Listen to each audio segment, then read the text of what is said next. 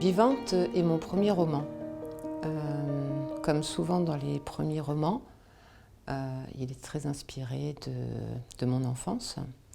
C'est l'histoire d'une famille, d'une enfant, qui raconte comment ils vont parvenir à se sortir du fracas social,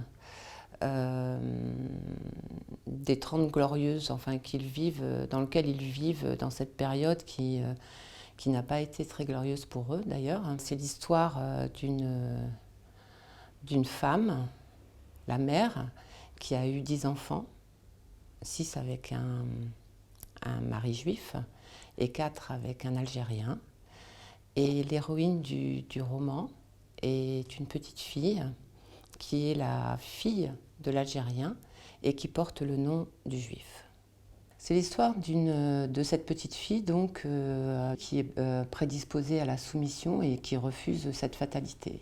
Elle va raconter comment elle va parler des stratagèmes qu'elle va mettre en place pour s'émanciper.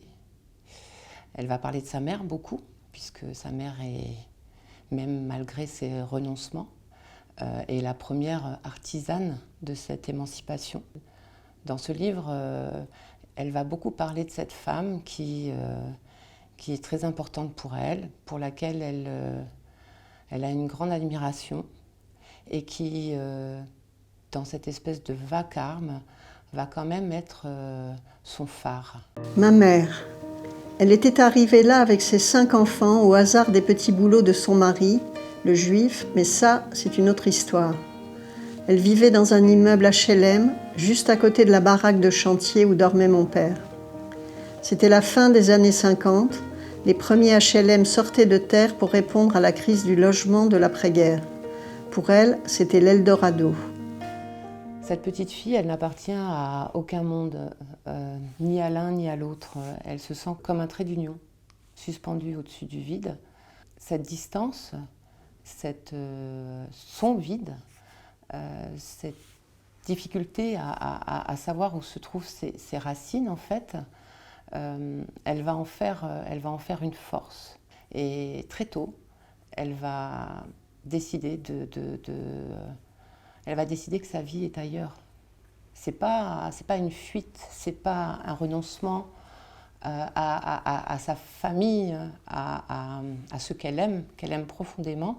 C'est juste une nécessité, un instinct de vie. Elle a le profond sentiment que sa vie n'est pas là.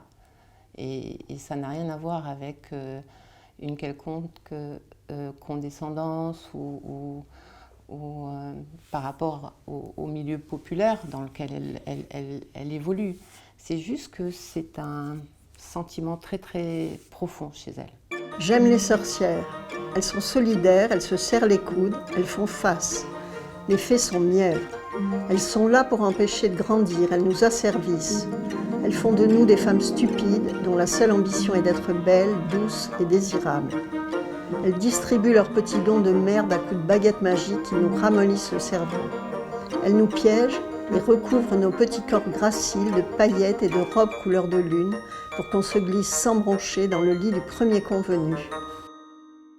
Ce livre, je l'ai écrit comme un conte moderne, comme j'avais envie qu'il soit comme ces histoires qu'on se raconte de famille en famille, de génération en génération, un peu à la manière des griots ou encore ce qu'on peut retrouver dans la culture sud-américaine ou méditerranéenne d'ailleurs. Pour moi, ce conte moderne, il est aussi il raconte vraiment la difficulté d'être soi. C'est un livre qui peut paraître un peu dur parfois, qu'il l'est, mais j'espère, en tout cas, ce que j'ai voulu faire, c'est surtout parler de l'amour, et j'espère que pour le lecteur, c'est ce qu'il en restera. Ce livre, c'est aussi un hommage. Un hommage aux femmes et principalement à une femme, à cette mère, à ma mère, Et j'adore l'idée en fait que grâce à ce livre, elle laissera la trace, elle ne sera plus jamais morte et qu'elle sera toujours là.